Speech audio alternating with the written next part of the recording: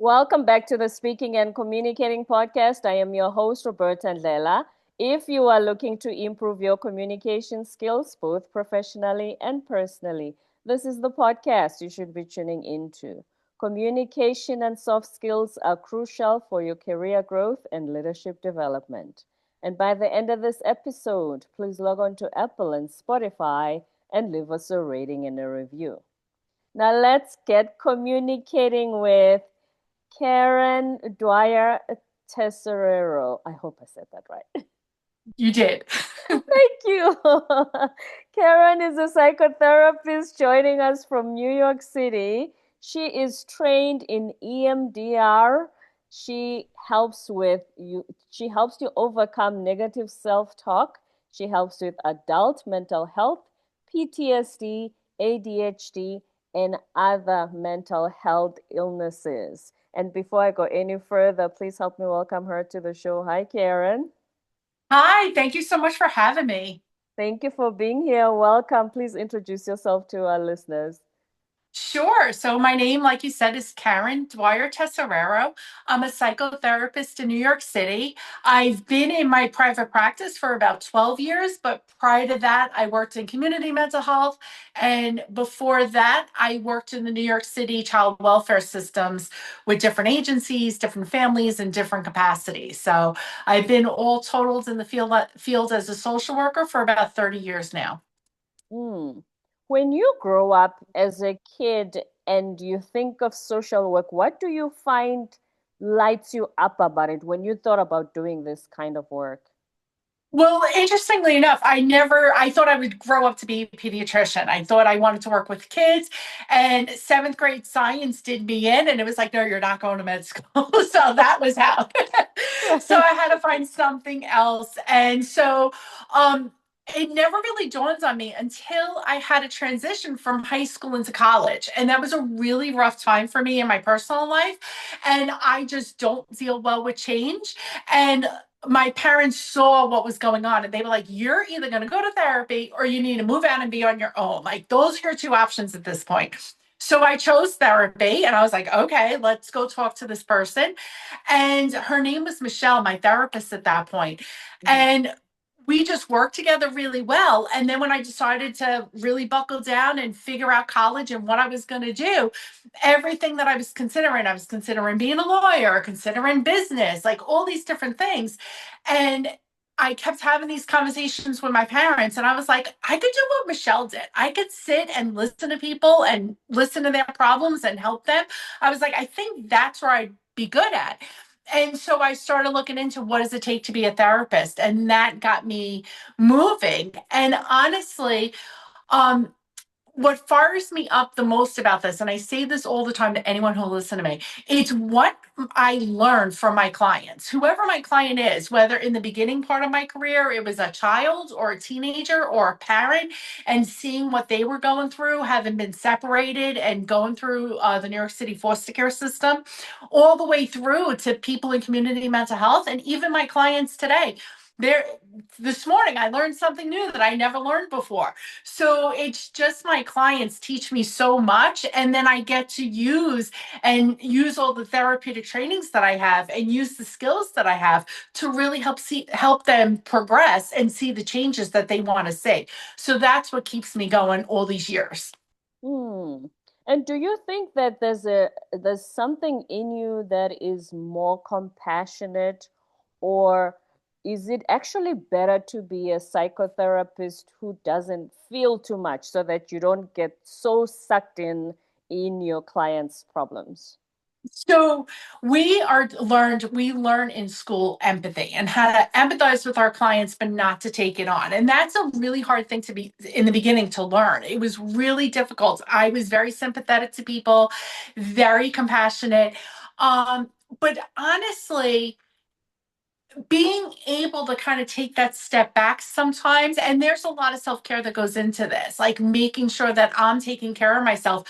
Because the one thing they teach us in grad school is that we are the tool that we're bringing to our clients. And we know that most of the work where a client heals or reaches their goals is in the relationship with the therapist. That's where a lot of the work is done.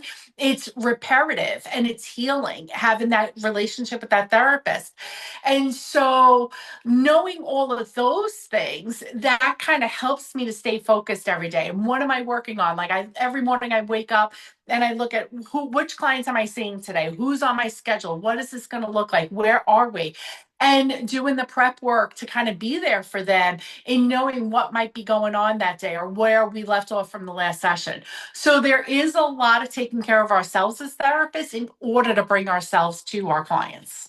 Mm. And speaking of the relationship with your therapist, have you had clients where you realize this is not a good fit? Mm-hmm. Maybe a different therapist will work much better. You'll have a better relationship with them?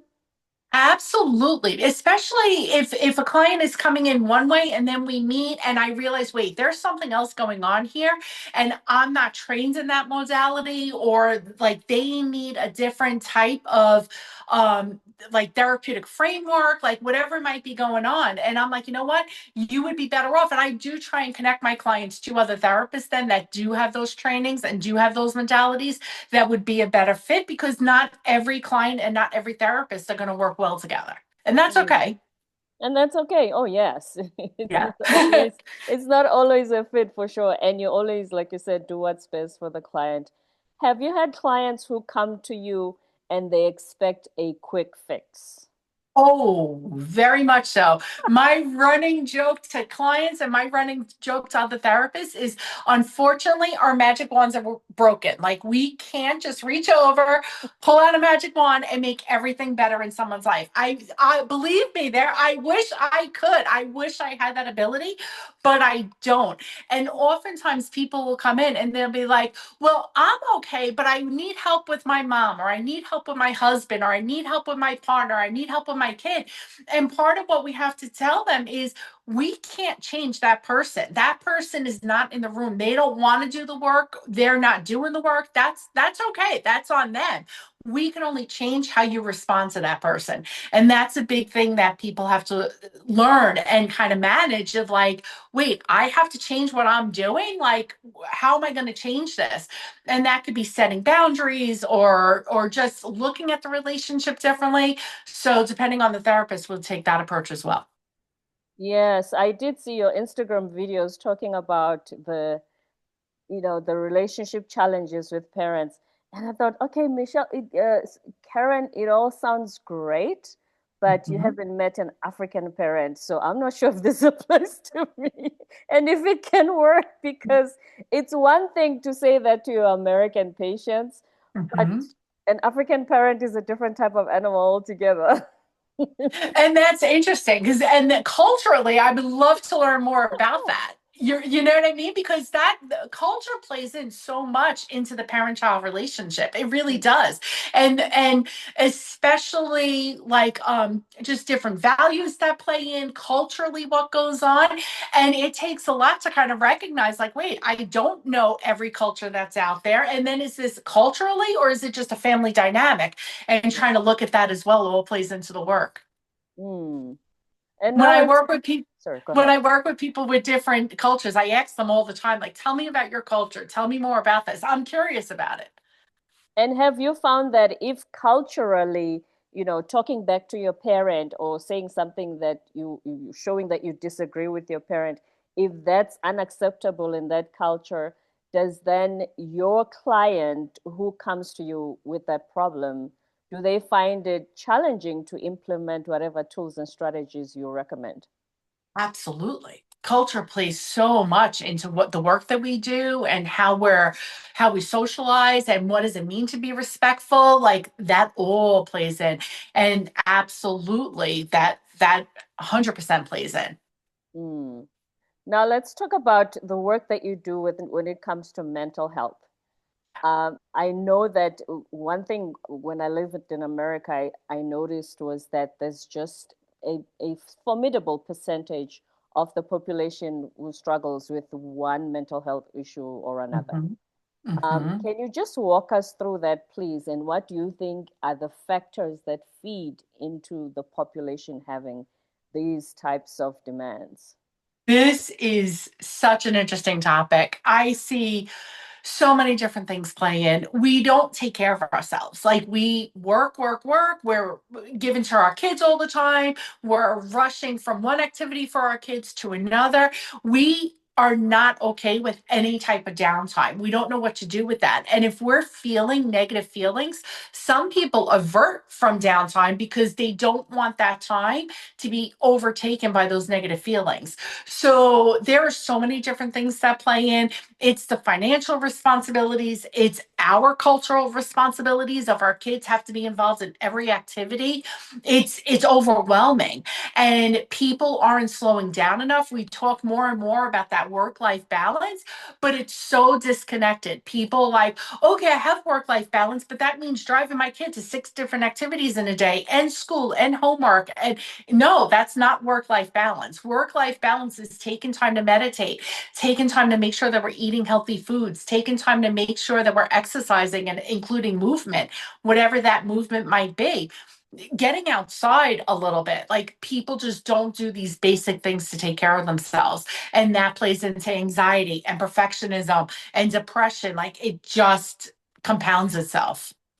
Was that always the case with American society that if a first grader has like six different sports that they play after school? No, I joke around. Unfortunately, that Tiger Woods ruined us. Tiger Woods was playing golf at 3 years old, and people think my 3 year old has to be in a sport to get that college scholarship. And it's like, let your 3 year olds play. Let them play. Let them just go out and explore the world and play in the sand or play in the grass and just let them play. They don't need organized play. It's okay for them not to be playing golf at 3 years old. It's okay not to have soccer at 3 years old. These things are okay. And I think the other thing is, and I'm going to get beat up for this, more and more women in American culture are working. So what happens is we go to those organized activities in order for our kids to socialize because back earlier, like when I grew up, a lot of moms didn't work and the kids were out and after school, they would get their homework done and they'd go out for a little while and play hide and seek and play tag and all those, ride a bike, go to the local schoolyard and play baseball or play baseball there, whatever it was. We don't do that anymore. Everything is very organized and regimented. And then we're like, okay, now it's time for work life balance. Make sure you're breathing. Make sure, and there's no like free time anymore. Everything is regimented. And then we realize that that's the problem. So why aren't we making any changes to it? Because people are in it for the college scholarships. People think that by going to a better college, their kids are going to get better jobs and then they'll have the work life balance that we're all telling them now we need now. So it's constant. It's that rat race, and we haven't gotten out of it. And we're still in the hamster wheel for sure. Yeah, yeah. So if somebody comes to you and they have trauma, Hmm. how do you determine when they tell you their story that, oh, they have PTSD or they have this and that? Because the reason I ask is, as you know, in social media, a lot of terminology gets thrown around. And I don't think half of us who've never been trained in therapy even know what we're talking about Yeah. sometimes. And, you know, like the word narcissist, if somebody just does you wrong, like, oh, you're a narcissist, like people just throw terminology all over the place. So when Yeah. somebody has PTSD, what does that mean? And how do you determine that that's what it is? So there are two different types of PTSD. So there is PTSD that we typically think about. We used to call this big T, like big trauma. And those are events like 9/11, Hurricane Sandy, a car accident, any one time life threatening event. But then what I focus on is what we call little t or complex PTSD. And that's relationship trauma. Those are the things that take place every day within families. But for some reason, for some of us, our brains internalize it as a traumatic event because it's a trauma to the relationship. And that's where I focus my work. And oftentimes people will come in initially and say, I have anxiety, I have depression. And then when we start talking about what's going on, the symptoms, little by little, people start unraveling their story. And then that's where we figure out, like, wait, this was a trauma for you. This was a trauma for your relationship. Whether that's with a partner, whether that's with a parent from childhood, whether it's with a sibling from childhood, because siblings can abuse each other in that way, and not necessarily thinking, oh, I'm going to abuse my sibling today. But when we call each other names and we tease each other, that could be trauma for somebody. So all of these little nuanced issues that come up will manifest itself later on as people who are people pleasers, people who avoid certain places and things and places and things and other people. So all of that is symptoms of trauma. And so I use EMDR therapy. I also use somatic work and body-centered psychotherapy to really help people move through those past traumas. Oftentimes, the other thing that happens is because of those past experiences, we start to have negative thoughts about ourselves. And those negative thoughts were really kind of projected onto us by those other people. And we internalize them as negative thoughts about who we are as ourselves. And when we look at that and we can really look at, like, wait, where did I first get that message that I'm not good enough or I'm not smart enough or whatever the negative message is? And we could relate it back to the past. Now we could start looking at that and looking with my clients at, well, what do you want to believe about yourself? What are the good things that you have going on in your life? And I'm not talking about financial. I'm talking about the traits that who you are as a person. I'm caring, I'm kind, I'm those things that you cannot put a price tag on. Those things that innately make up who you are.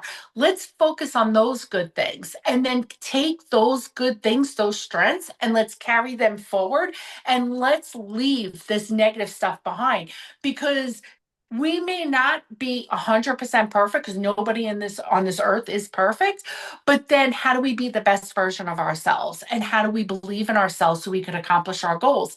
Because oftentimes those negative beliefs of I'm not good enough, they hold us back.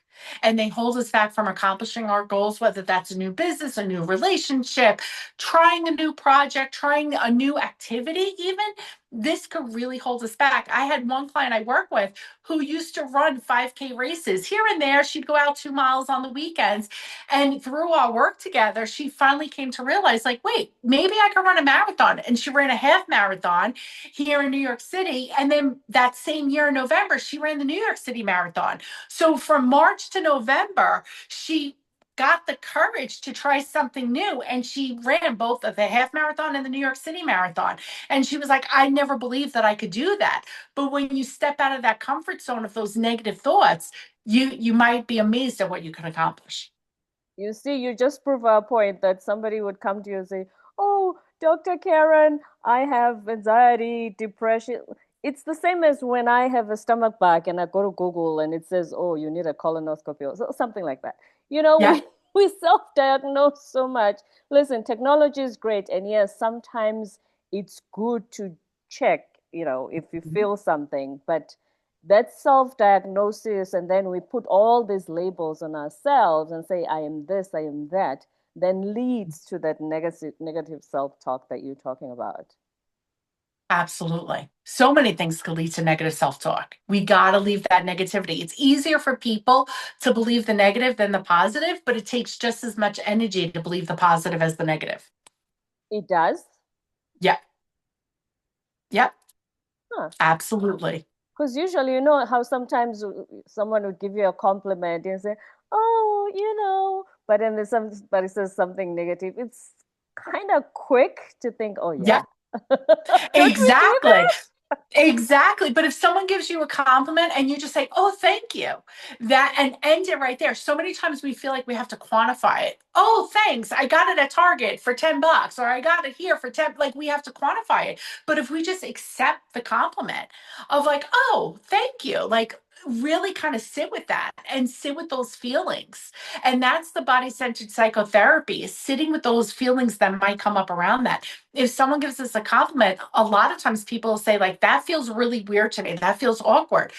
I want to invite you to just sit with that awkwardness and see where that's coming from, because it's probably from something in the past that just doesn't feel right. But what in the past, what gives that more weight than this person's idea of you and their compliment to you? And sometimes it's a stranger. Why do they carry more weight? Yeah, Their opinion carries more weight in you than, you know, somebody close to absolutely. you and somebody that you know has your best interest at heart. So Yeah. when it comes to negative self-talk as well, Mhm. have you seen an instance where two people can be brought up in the same household, loved the same way by the same parents, but somehow they told themselves two different stories from their Of upbringing? course. So here's the thing with that. No siblings ever have the same parents. So if you're the oldest child in a sibling group, right? Mhm. You have very different parents than maybe the youngest. Like if there's a sibling group of 3 or 4, because the parents are different because they've had different parenting experience. So at first a parent might be like, I use this joke all the time, like, oh, the parent, like the baby can't go on the floor, the baby has to be taken care of, oh, the baby. But the third baby, the mom's like, they're Yeah, that happens. fine, like they're good, like well, no problem, like oh, they ate an ant, okay, that's protein, we're good. You know what I mean? Like it's just a different parenting style. So no two siblings are ever going to have the same parenting situation growing up. And then you factor in siblings and how siblings play into that. So an only child is going to be very different than a sibling group of 6, let's say. Everybody's going to have different experiences of their growing up. And when you have siblings, that adds another whole dynamic, because then is there a comparison between the siblings? Is my older sibling treated differently or better or worse than I'm treated? So there's a lot that goes into it. So there's always, even though it might be the same upbringing, the same parents, the same rules, how everybody experiences that is going to be interpreted differently. And that's why somebody might in a family come in and realize like, hey, I have this past trauma related to my siblings or related to my parents, whereas everyone else is like perfectly fine, they have no trauma. So it's a very different experience for everybody. Everybody's experiences are different. That is so true. And in fact, there's even a support group, Mhm. using the term loosely, of older siblings. I'm the oldest of older siblings. You know how they say older siblings gather here, and everybody in the comments goes, "Oh my goodness, I know what that was like." And then by the time my parents had their last born, my baby Mhm. brother, my baby sister, they were a whole different type of Absolutely. parenting. Yes. And gender plays into that as well. How a family treats a female older child versus a younger boy, that might be very different. And like whatever's playing into that, whether it's cultural or fight, like there are just a lot of different dynamics, and everyone has their own different experiences and their own takeaways. You could have two people standing on the same street corner witnessing the same event take place, and if you interview them after, this was a big thing with 9/11. People took away different memories from it because we all have different experiences and different things stick with us more so than other things. So you could interview the same people witnessing an event like 9/11, pull them away, interview them, and they'll give you two different stories of what happened. Oh, yes, I remember to this day, they say people have different accounts who were in New Yeah. York City that day around the two towers. Yes, telling different Yeah. stories of what they saw. So Now, imagine if you're witnessing mom and dad and in their interactions with the sibling, you might have different perceptions of what that interaction is. Thinking they love them more or they have a favorite. Yeah. Yeah. That's a big one. Favoritism is a big one. Yeah. Right. Now, let's talk about the younger generation. Do you find that this generation is pro therapy? Do they see it as something necessary sometimes? I think a lot of younger people do. I think so. So here's the thing. I think societal wise, we're more open to mental health services. I think we're getting it out there, but there is still a stigma attached, and there's especially a stigma attached for males, and that is an issue. We need more men, more boys in therapy, um, just for support. Like, people need support, like no matter what's going on, whether it's work stress, relationship stress, money stress. And men have this mentality of, I could do it on my own, I don't need help. And there's a negativity when it comes to therapy. So I tell everyone, I think everybody should be in therapy, if not even diagnostic. So what I mean by that is, even if you don't have a diagnostic or a diagnosis to build to an insurance company, just for support, like, use it as a sounding board, but everybody should be in therapy. Like, I haven't met one person who should not be in therapy. I'm sure that's true globally, that's for sure. And then when it comes to, you talk about how healing it is to be outdoors. If we think about the whole COVID years since 2020 and being forced to be indoors, what did your clients at least, how did they experience that? And did you see like a surge in whatever Yes. mental health issues that they had? Yes. So COVID was, I said this. So going back to COVID here in New York City, it happened in March. And literally, my son went to school that Thursday before everything shut down officially.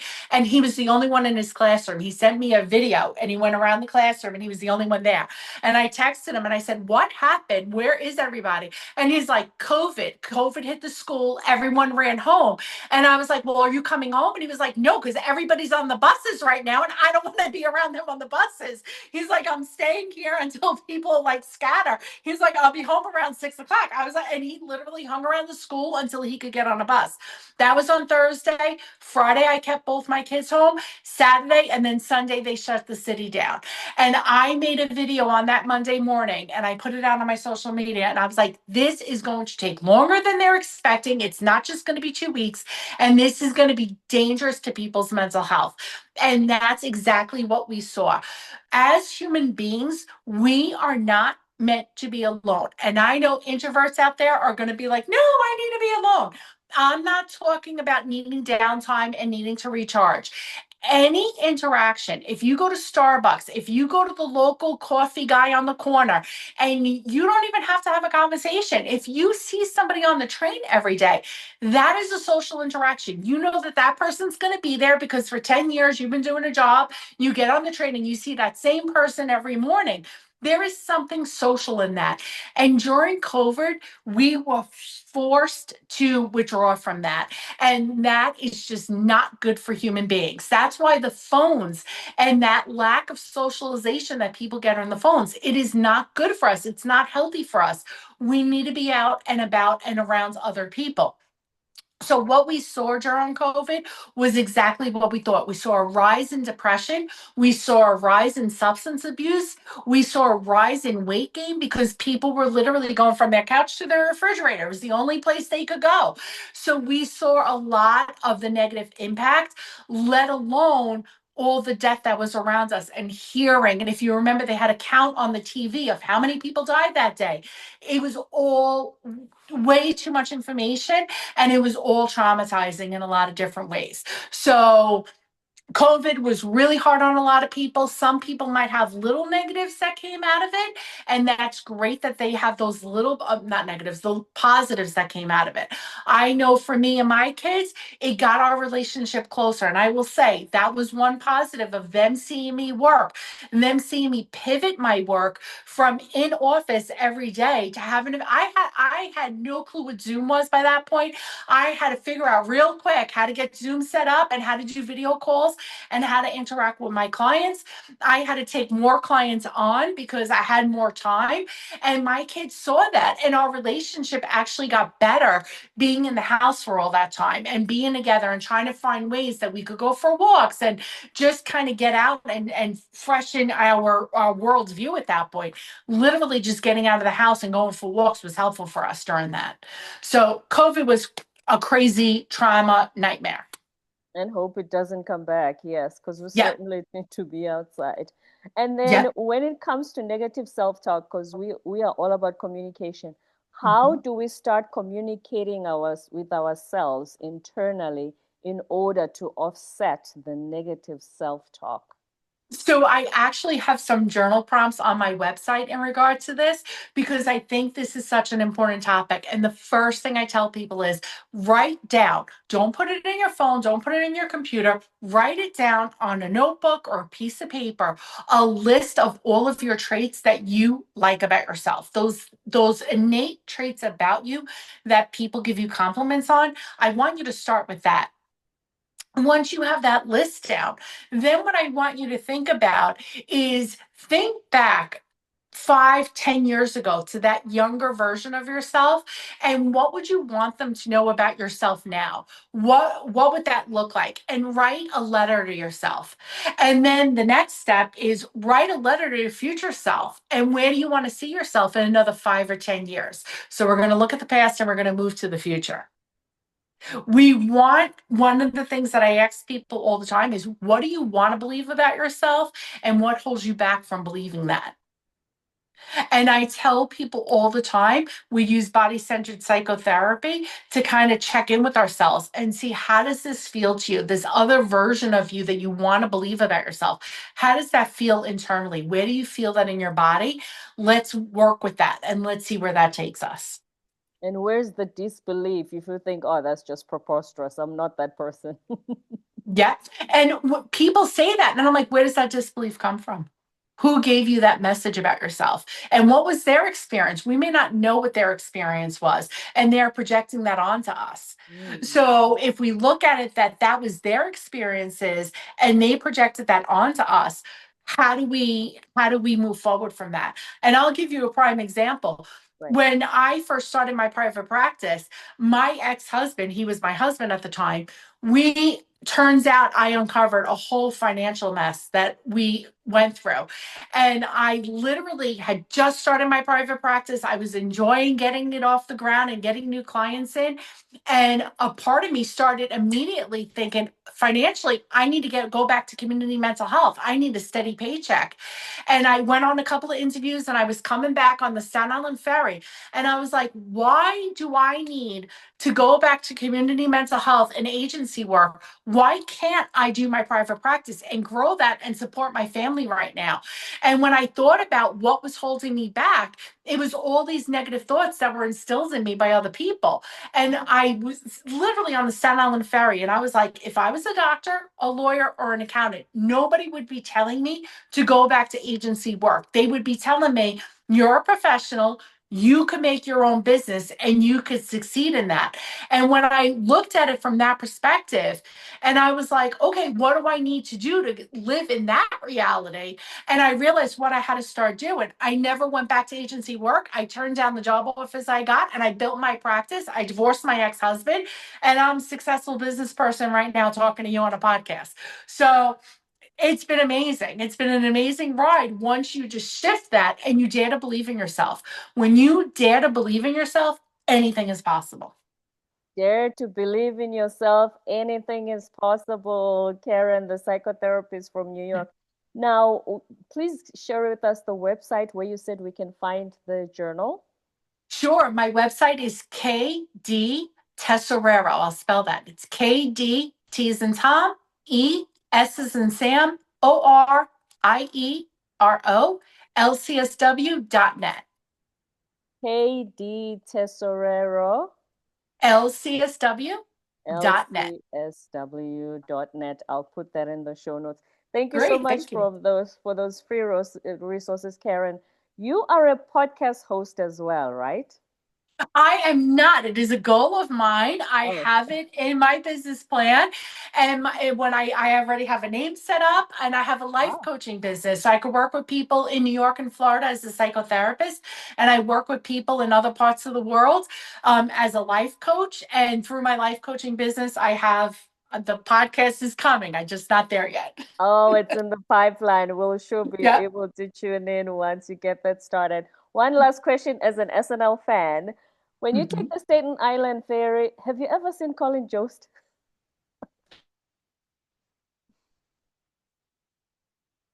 Hello? Karen?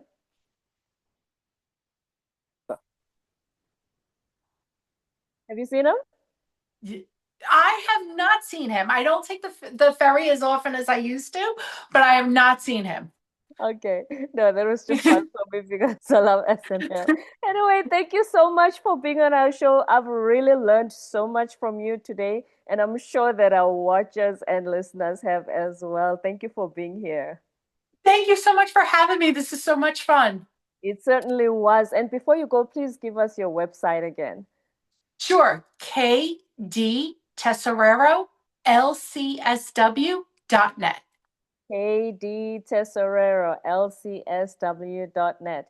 That Yeah. is Karen Dwyer-Tesoriero, the psychotherapist in New York who helps you overcome negative self-talk, and she is trained in EMDR. Thank you very much for being on our show today. Thank you.